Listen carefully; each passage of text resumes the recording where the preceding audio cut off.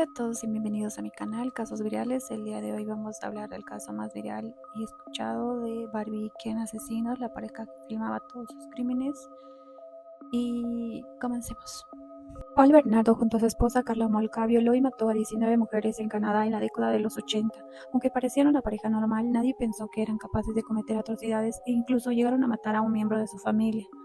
Ellos parecían la pareja perfecta, eran jóvenes, bellos, un ejemplo de familia modelo, porque el matrimonio de Paul y Carla no provocaba ninguna sospecha de nadie. Por otra parte, los medios de comunicación los bautizaron como Barbie y Ken, pero detrás de esa máscara de belleza se ocultaba un violador y asesino en serie que tenía como cómplice a su esposa. Era la mayor de tres hermanas, nació el 4 de mayo de 1970 en Port Credit, Ontario, Canadá, como la primogénita del matrimonio entre Dorothy Seger y el inmigrante checoslovaco Karel Homolka. Su madre trabajaba como empleada en una clínica geriátrica mientras que su padre hacía actividades relacionadas al comercio. El año siguiente de Carla nació y llegó su primera hermana Lori y luego, el 1 de enero de 1975, nació Tammy. La adolescencia de Carla destacó por su inteligencia y mostró una personalidad dominante y por lo general tuvo una infancia normal, ya que era alegre y responsable y siempre en pro de los animales, aunque en cierto modo era obsesiva y perfeccionista y narcisista. Fue a la escuela secundaria de Sir Winston Churchill y comenzó a trabajar en una tienda de mascotas en un comercio cercano.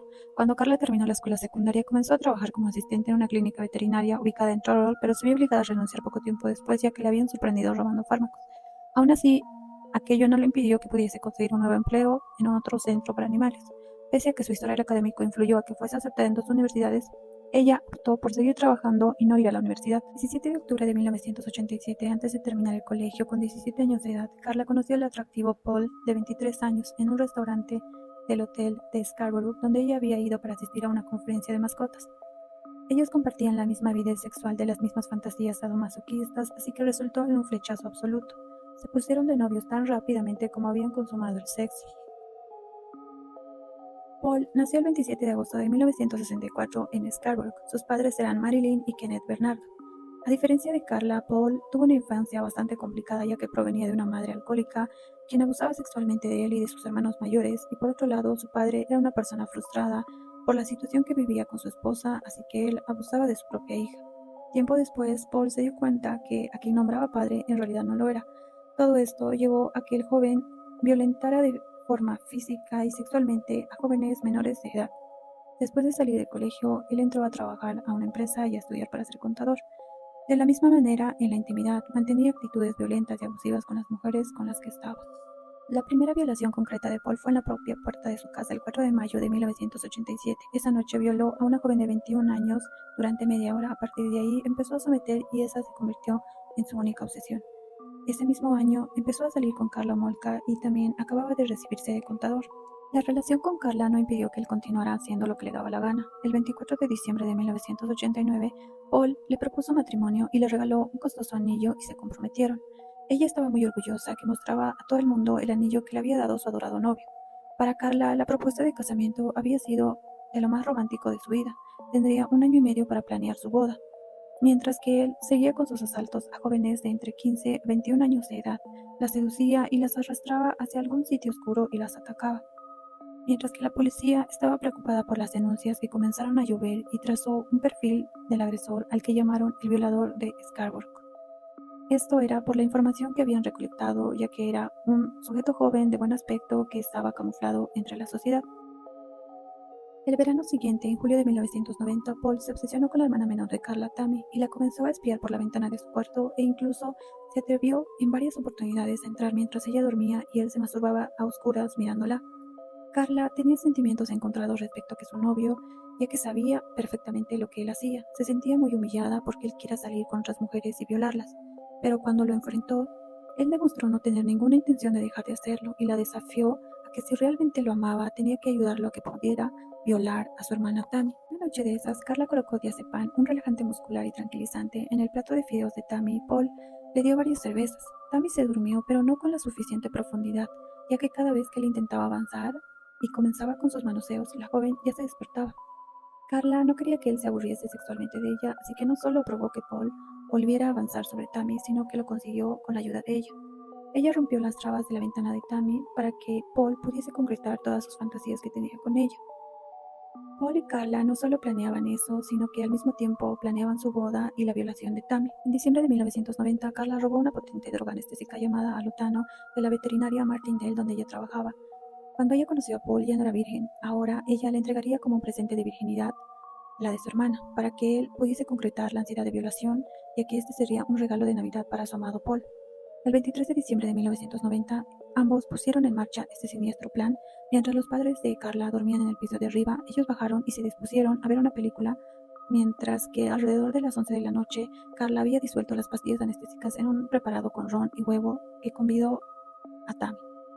Llegaron a ver solo 15 minutos del film porque Tammy cayó inconsciente, la pareja entró en acción, la desnudaron y Carla, por las dudas, le aplicó un paño empapado en más alotano cubriendo la nariz y su boca. No quería correr riesgo de que su hermana menor se despertara y armara un escándalo. Carla y Paul se filmaron violando a la inconsciente Tammy en una grabación que duró alrededor de 9 minutos. La joven, sin recobrar la conciencia, comenzó a vomitar y se ahogó. Intentaron reanimarla y no lo lograron. Decidieron esconder la evidencia, vistieron a Tammy y la llevaron a una habitación. Una hora después llamaron al 911 y 7 minutos después, frente a los paramédicos y los padres de la familia, relataron otra historia donde Tammy se había emborrachado hasta perder la conciencia. A pesar que le aplicaron un shock eléctrico para ver si su corazón volvía a arrancar, no hubo caso. Tammy fue trasladada al Hospital General de St. Catharines, donde fue declarada muerta. Al volver a casa en la madrugada, como no habían quedado satisfechos sexualmente, Carla se vistió con la ropa de Tammy y mantuvieron relaciones, escenificando la pérdida de la virginidad del adolescente ya muerta. Lo filmaron todo a pocas horas desde que habían asesinado a Tammy y no parecían tener el más mínimo remordimiento. Luego de este episodio fatal, en febrero de 1991, la pareja se mudó a otra casa y continuaron con distintas agresiones sexuales contra otras jóvenes. Jane Doe es una de las mujeres víctimas vivas que vivió para contarlo. El 7 de junio de 1991, Carla invitó a una joven de 15 años a una fiesta de chicas en su casa, a quien llamaremos Jane Doe. Ella la alcoholizó hasta que ella quedaba inconsciente y luego llamó a Paul para decirle que su regalo de bodas ya estaba listo. Juntos filmaron y abusaron de la joven hasta que al día siguiente despertó y ella pensó que se sentía así porque había bebido alcohol. Luego regresó a su casa en agosto del mismo año para pasar otra noche en donde ambos volvieron a drogarla y mientras le costaba respirar, Carla llamó al 911 para pedir ayuda. Minutos después, nuevamente llamó para decir que todo estaba bien y los servicios de emergencia se retiraron inmediatamente. Hasta que Jane Doe visitó una vez más a la pareja en diciembre de 1992, donde Carla y Paul le pidieron que tuvieran sexo con él, pero ella se molestó y se asustó para luego huir. El 15 de junio de 1991, 2 semanas antes de su boda, Paul, mientras robaba matrículas de automóviles para ayudar en su negocio, conoció a Leslie Mahaffey, casi de 15 años de edad, quien estaba en la puerta de su casa de Burlington, ya que no había podido ingresar debido a la ausencia de sus padres. Los dos se pusieron a charlar un rato para que luego Paul, con la excusa de buscar un cigarrillo, la llevó a su auto, la forzó a entrar al coche y condujo hasta su casa a 53 kilómetros de distancia. Carla y Bernardo mantuvieron secuestrada ahí a Leslie durante 24 horas. Fue sometida a constantes asaltos sexuales mientras la pareja filmaba todos los abusos en una cinta de video. Al día siguiente, la pareja descuartizó el cuerpo de Leslie Mahaffey y lo colocó en bloques de cemento. Paul desmembró el cuerpo en una improvisada tienda de plástico en el sótano. Tras colocar el cuerpo en cemento, arrojaron los bloques al lago Gibson. El 29 de junio, una pareja que navegaba en canoa por el lago cerca de las costas de St. Catharines descubrió los bloques de cemento, abriendo uno de ellos para saber qué contenía. Para ese momento en que se encontraron los rastros del cuerpo, ellos estaban celebrando su boda en la ciudad. Tras ello, recorrieron juntos románticamente en un carruaje en la ciudad del Niagara-on-the-Lake. Al día siguiente de la ceremonia, se fueron de luna de miel a Hawái. 6 meses después, un Viernes Santo, el 16 de abril de 1992, la pareja paseaba con su auto cuando vieron en un estacionamiento de una iglesia luterana a una bella adolescente llamada Kristen French, de 15 años de edad.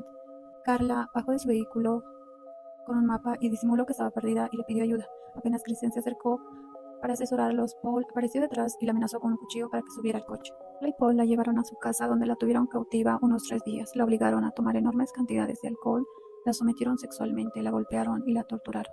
Una de esas torturas consistió en mostrarle los videos que habían hecho con Leslie Mahaffey en la habitación donde ella sufría su calvario. Como tenían que pasar la cena de Pascuas con los Homolka, debían deshacerse de ella y lo hicieron sin titubear. El cuerpo desnudo de Kristen fue hallado en una cuneta en Burlington el 30 de abril. Estaba a 1,5 kilómetros de donde habían arrojado a Leslie. 10 días después, Kristen hubiese cumplido 16. El 27 de diciembre de 1992, Paul cometió un error que quebró la lealtad de Carla para con él. Le dio una paliza brutal que la mandó al hospital. La atacó a golpes con una linterna en la cabeza, en la cara y en las piernas.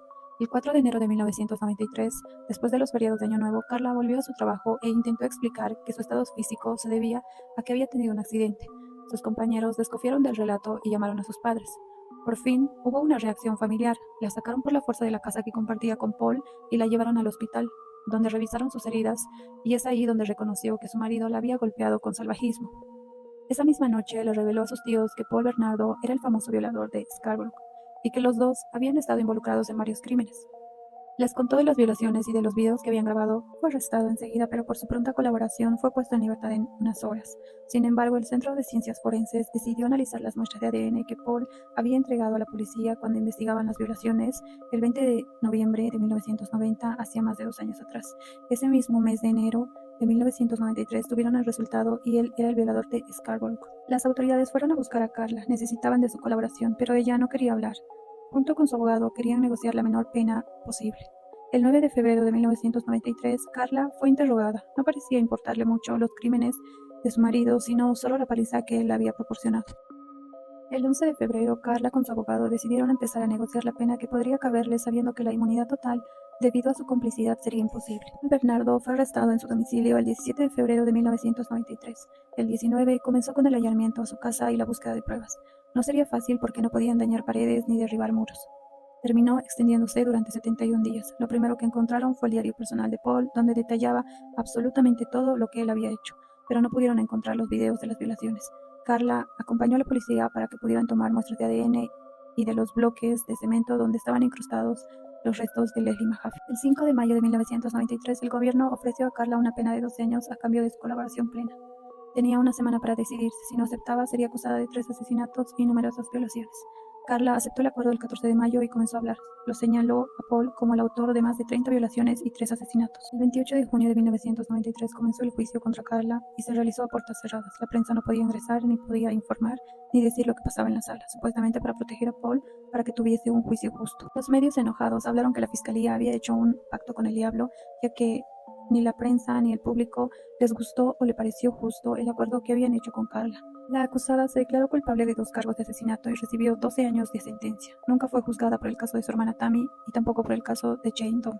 El 1 de septiembre de 1995, Paul fue condenado a una cadena perpetua sin posibilidad de libertad condicional antes de que transcurrieran al menos 25 años de prisión efectiva. Psiquiatras que lo entrevistaron dijeron que era un psicópata incurable y la ley canadiense lo declaró delincuente peligroso. Carla salió libre el 4 de julio de 2005 con 35 años y se le impusieron varias restricciones. Algunas de ellas era que tenía que notificar a la policía su lugar de residencia, lugar de trabajo, con quien vivía, informar cualquier cambio de nombre, pedir permiso para ausentarse de su hogar, no contactar jamás a las familias, ni tampoco con Paul, no trabajar con menores de 16 años y tampoco podía visitar sin previo aviso a su propia familia. A la salida de su detención no se presentó ninguno de sus familiares.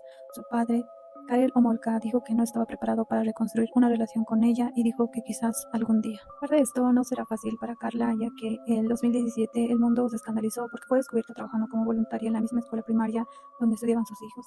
Los padres entraron en pánico y iniciaron una petición para poner a Karla Homolka en el Registro Nacional de Delincuentes Sexuales, que consiguió más de 41,000 firmas. Cuéntame si a ti también te pareció justo la condena que recibió Karla Homolka y suscríbete para ver más casos virales. Bye.